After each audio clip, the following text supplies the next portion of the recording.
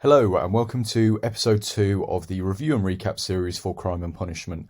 Now, just a quick note before we go through this. This is the second video that I've uploaded for medieval crime and criminals. The reason that I took the first one down was just because that over the past couple of years, a few things have changed on the specification, and I wanted to make sure that you had the most up-to-date information available before your exams. So, without further ado, let's begin. In terms of crimes in the medieval period, there are obviously different categories of crime. The first type of crime that you need to be aware of is serious crime. Now, a serious crime was typically punishable by death, and it included things like homicide, which means the death of somebody, and we'll talk about homicide in a little bit more detail later on. But other serious crimes included rape, theft over 12D, 12 pennies, and the reason this was a serious crime is because that was roughly equal to 3 weeks' wages for an average labourer, which meant that if somebody stole something of value over 3 weeks' wages, that would obviously put them back a significant amount, could potentially endanger their lives. And you've also got arson, so setting fire to things. The next type of crime that you need to be aware of in this time period is petty crime. Petty crime was typically punished with fines and public humiliation, which you can learn a little bit more about in the medieval punishment video. Examples of petty crime included things like theft under 12 pennies. So what you would often find is juries would often try and make the value of an item that had been stolen in the court case under 12 pennies so that the person wouldn't be executed for it, especially because they were likely to know the person on trial due to how juries worked at the time. Limited harm to a person or property was a petty crime, and getting into debt was a very common petty crime in the medieval period.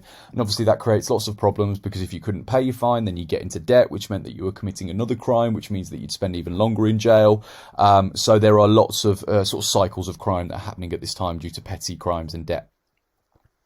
The third type of crime that you need to be aware of in this time period are moral crimes. Now, a moral crime is just one that's considered a sin or an act against the words of God. At this time, we know that the overwhelming majority, in fact the entire population of medieval England, followed the Roman Catholic tradition. So this was a way of ensuring that people followed the rules and lived good Christian lives. Examples of moral crimes included sex outside of marriage, also known as adultery, acts of homosexuality, gambling for money. And if you committed a moral crime, you would be sent to a church court where a priest would act as the judge and the jury as to what your sentence would be. Other crimes then that we need to be aware of in this time period. The first type of crime that you do need to be aware of as well is treason. Now, treason becomes clearly defined in the 1350s, so this is an example of a change. The two types of treason that come out of this Act of Parliament in the 1350s are high treason, which is treason committed against the king or against the government. And the second type of treason that you need to be aware of is called petty treason. This was when a woman or a servant would either kill their husband or their master.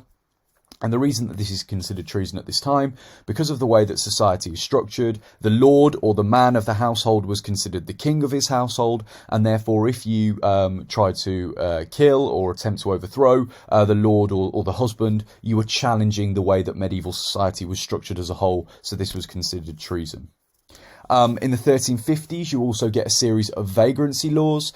For example, in the 1350s, it becomes illegal for an able-bodied man to leave his village, which means that you have to stay in the village that you were born in, so that the local lord didn't lose his workforce after the Black Death. Other medieval crimes include scolding, which was an accusation that was levelled at women who were acting in an unladylike or an unchristian way. In terms of criminals then, what kind of criminals existed in medieval Britain? Typically, criminals were young males, and we'll talk about that in a little bit more detail in a minute. But outlaw gangs were quite prevalent in the medieval period. If they escaped the hue and cry, they would often run and live in forests at the time, because of the obviously geographical landscape of Britain was very different compared to today, so they could hide in forests.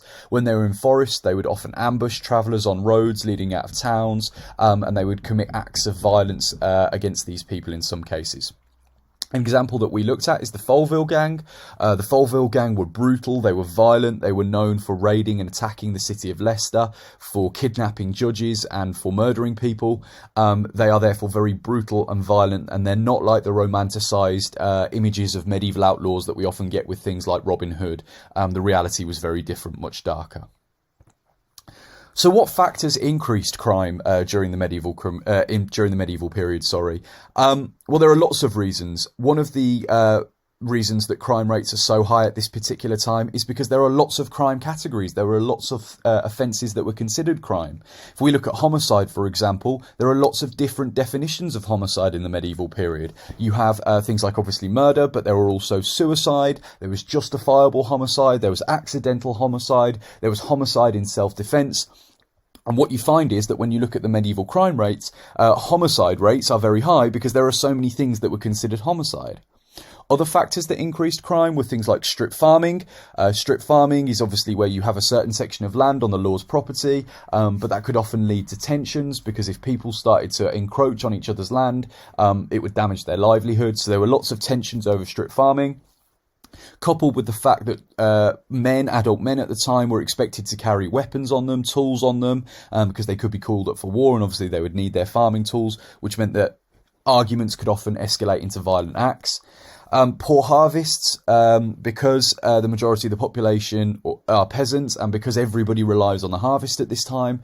If there was a particularly bad harvest, if there was a wet summer where nothing grew, it meant that food prices soared, desperation became very common, which meant that acts of theft increased at the time as well.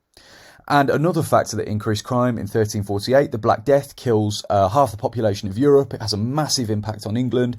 This dramatically increases crimes like theft, but it also has a massive knock-on effect for vagrancy because peasants start moving around looking for work, looking for better wages.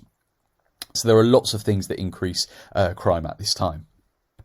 Other factors to consider then, just as we round off the video, even though we often associate the medieval period with violence, with war, with acts of murder, actually, when you look at the crime rates, the majority of crime committed at this time was petty crime. It was crimes of stealing, and the most common type of criminal was a young male. And this means that these crimes were often committed out of desperation for some of the factors that I've just spoken about. So we've got to be really careful not to think that all medieval criminals were violent, when the vast majority were petty crimes. The other thing that you need to be aware of is that the crimes that we've spoken about here fit into different categories. So you have a crime against a person, so things like murder, crime against a property, and crimes against authority. So just be aware of those three categories of crime as you're considering each of the medieval crimes that we've spoken about. That just about rounds up this second episode. Thank you very much for watching, as ever, and please continue on to the next video in which we'll be talking about law enforcement. Thank you.